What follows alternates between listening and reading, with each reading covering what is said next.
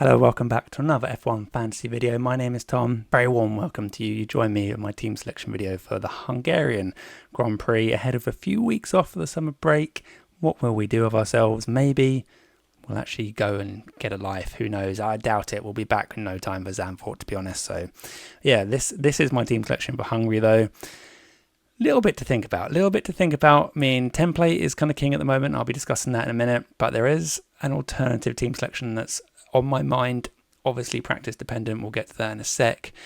But let's have a little look into what's going on in Hungary first of all. So coming out of Spa, we obviously had what should have been a wet race. And I think a lot of no negative users will be pretty underwhelmed with certain decisions that were made at the weekend. But is what it is. And you know, negative users, at least they haven't lost anything. They haven't also gained anything, so it's a shame. But why that's relevant is because this weekend in Hungary, it looks like there's a chance of rain. As of the time of recording, I looked and it was like 20 to 30%. So I haven't put it in the little graphic down the bottom right because I feel like 20% is like, it's not really going to rain. Maybe there'll be a few spits, but it's not really worth talking about to the extent of like what happened in Spa. So it looks like it's going to be nice and warm and sunny on the whole. So that's quite nice, particularly if we're going to be, you know, some of us might be using Limitless. I've already used mine. Apart from my Team 3, may well be using it to try and boost me up that McLaren mini league. But yeah, I do think Limitless is on the table as it's a good track this weekend in terms of low overtakes, which means a nice delta between the big teams and the smaller scoring teams. As for the track itself, it is a high downforce track. It's the old Monaco without walls description. Only one straight and one DRS zone. So yeah, like we've said, overtaken not great. 16th in terms of overtaken on average over the last 3 years of these regulations. So yeah, pretty low down in the pecking order for overtakes. It is, however, quite a safe track, as you can also see. It gets the green rating just 25%. I was actually really surprised. I think that might be the lowest, if not maybe the second or third lowest out of all the tracks that I've researched into how often the VSC or safety car has come out. But yeah, only a quarter of races around this track have we had a VSC or a safety car. So yeah, very safe. Again, nice little bonus if you're thinking of going Limitless.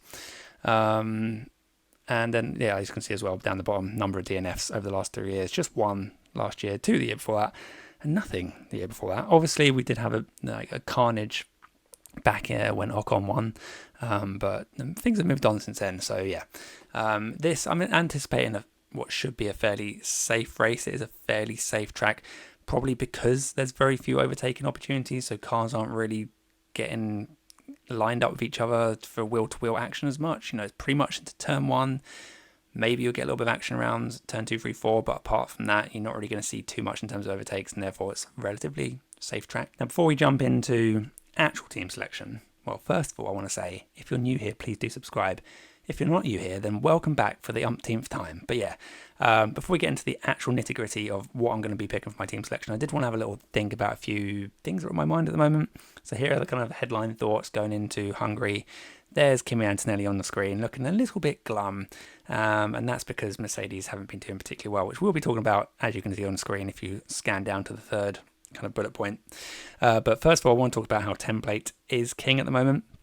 And I have put up that it's not worth pushing to Norris despite his 6-0 record here in quali, a head-to-head record. Very, very good at qualifying around here. We've already stated low overtakes, so you know whoever qualifies on pole has a good chance of going on to win the race.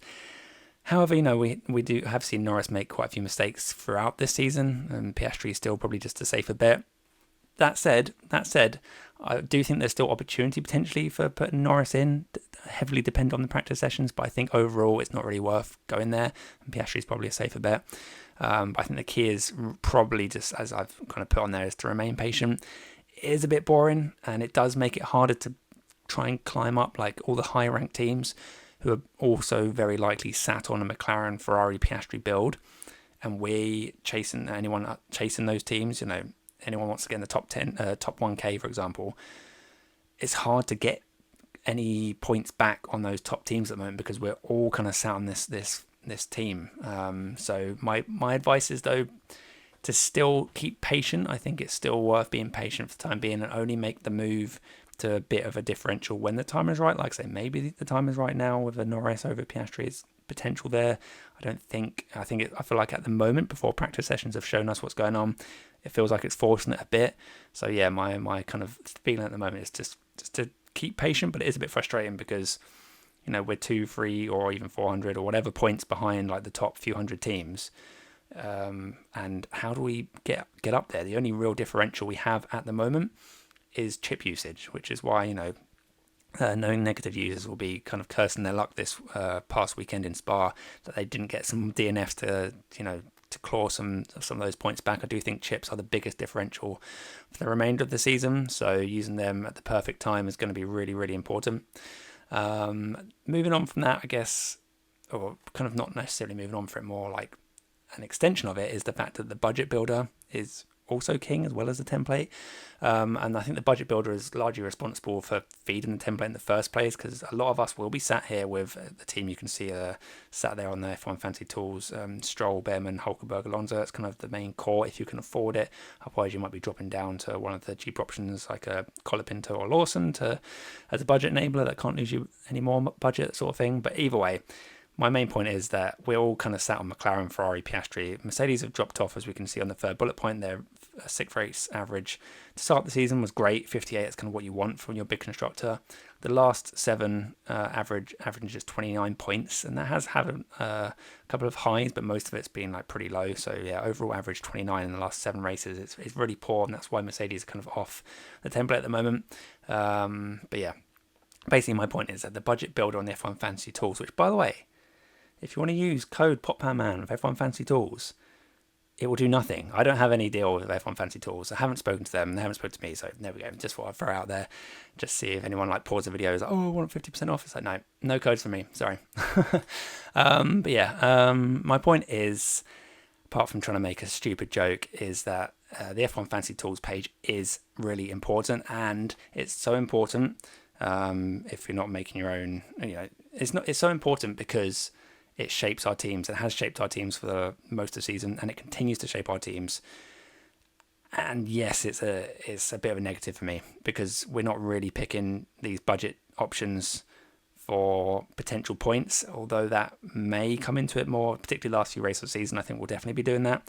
But we've still got a good chunk of the season. We're in the second half of the season, not quite the home straight, but I do think it's still important to maintain budget where appropriate, particularly as a lot of us are trying to get to this 4A structure. The 4A structure dream was kind of Piastri, Russell, McLaren, Mercedes. That dream has kind of morphed into a more Ferrari-heavy 4A consideration. There will be some people that can perhaps already afford the likes of Piastri, McLaren, Ferrari alongside like a Russell or something. But having that Ferrari constructor over the Mercedes constructor is certainly important at the moment. But either way, yeah, the budget builder is a great tool from F1 Fancy Tools, and I love what they do. The problem is the actual game itself has kind of led us down this path where it's all a bit stagnant and not that exciting. Unfortunately, that's just the way it is. We just had to get on with it and look for the opportunities to go differential when we can. But in the meantime, it's probably just a case of piling in on those 0.6 gains where we can. I've already touched on Limitless, the fact I think it is a good track for it. Put potential rain in there, but I think it's a low chance. And, you know, we had rain in Spa and it didn't really cause any DNFs at all. So, yeah, I think Limitless is definitely a good option for anyone that wants it. The last thing I want to talk about on this slide, I guess you want to call it, is the kind of comparison between the template, which is the team on top with Ferrari, versus someone trying to do something different, going triple McLaren. And I think the triple McLaren team has been talked about a lot in the last few weeks, but this kind of goes to show what I'd normally expect from that team. You know, you have to go down to a Kick Sauber or someone in that price range, and they are most likely going to score like 20 points. And this was a sprint weekend, 24 points. It's pretty pants, to be honest. Obviously, in terms of how much the constructor costs, it's good points per million. But when you compare it to the Ferrari scoring like 70 points, I think that's kind of an average different delta there, like 50, 60 points quite easily, the difference between someone like a Sauber and a Ferrari. And Sauber had a good run, but I feel like that run of good fortune is maybe just balancing out now, and we're seeing a bit more of the true performance of Sauber. I would admit they're obviously very strong, but they're nowhere near as strong as the likes of Ferrari. And the fact that this Kick Sauber team scored 261 points, give or take, depending on which B-tier drivers you want to fill it out with, compared to the current template, 277. So even going this triple McLaren pathway, it gets you actually nowhere in terms of extra points. It doesn't get you extra points unless you're going to use it to enable the 3 times DRS, which is now, that kind of time is now gone until we get to another sprint race. And budget wise as well, it doesn't help you at all because it's the same budget gain. So my point is basically that we're all kind of stuck on the template, but let's see what that template looks like going into Hungary. Okay, so here are the teams. My team 3 has actually moved up to like 40 something thousand in the rankings. It is moving up there. It's going strong. I did do the 3 times, used the 3 times Piastri and 2 times Verstappen, which is why Verstappen sat there with 2 times on him at the moment. I'm just trying to do something different for the McLaren mini league that's going on, but yeah, here's what it is. Team 1, Team 2 was where the focus is at. The only real difference here is that I kind of went Lawson instead of Stroll because of budget reasons in my team too, but Lawson actually scored exactly the same as Stroll. Obviously great. Stroll went up 0.6 million, which is obviously better, but I'm still pretty happy to keep those points afloat in my team too. But nevertheless, we'll look at team 1. What am I thinking? Nothing in the budget, nothing in the bank, can't go anywhere really. Again, I've already talked about it. The budget builder is kind of king. Looking at it, I've already got the top 3 assets. The next one down is Albon. Alonso looks like he might struggle this week to get any sort of price gain. He might start dropping again. It's almost like they go to the top of the cliff and then they sort of, it's like the top of a roller coaster or something, and then they start to come down again. That's where Alonso's at. He's just about reaching his peak, I would say, as his points per million goes up and up. So my only real options to move Alonso off is to move him to an Albon who only needs 3 points to sort of maintain relative price, or move him down to a 4.5 like a Lawson or Colapinto. Colapinto is just like kind of a no for me. I think he's definitely a DNF waiting to happen at some point. Lawson's impressed me. I know he's got this DNF sat here, but that's going to go off after Hungary at least, and he's at the floor of 4.5 million. So I think Lawson's definitely appealing. 9-pointer in Spa, very nice. Can't lose any budget, and the only way is up kind of thing for Lawson. I think he's performing well. He's in a decent car. So yeah, I think Lawson's definitely appealing. It's kind of Lawson or Albon for me in that slot. So I think the most likely thing for me to do is just to chuck Lawson in there and be done with it. Just dust my hands off, admit template is template, burn a transfer, because I've got 3 going in this week and just using 1 seems a bit rubbish, but that's kind of where I'm at. The alternative to that is also switching like a Lance Stroll, because where's Stroll? He only needs 2 points this season. There's no point really, is there? I'd have to be Bearman. I think I'd have to move Bearman. Can I even afford to go Bearman? I can't, can I? I think I'm like literally painfully short of money, aren't I? Yep, 0.1 short of doing this, so I can't move Bearman to Albon, which is kind of annoying for me. Anyone with literally 0.1 more in budget can do that. I'd have to move Stroll instead of Bearman, which is actually kind of fine in terms of performance, because I think the Haas will be good round here. But in terms of budget game, where I'm desperate to kind of claw as many 0.6s as possible, I think Stroll is kind of just a given. So on that basis, I'll probably hold on to Bearman, because I think Bearman is still fine. Like I say, he needs 1 point just to go up 0.2, so that's also kind of fine. And like I say, I do think that this is a circuit that suits the Haas. So I think that Bearman's a fine hold, even though he needs kind of 9 to get up to 0.6, but what are your other options?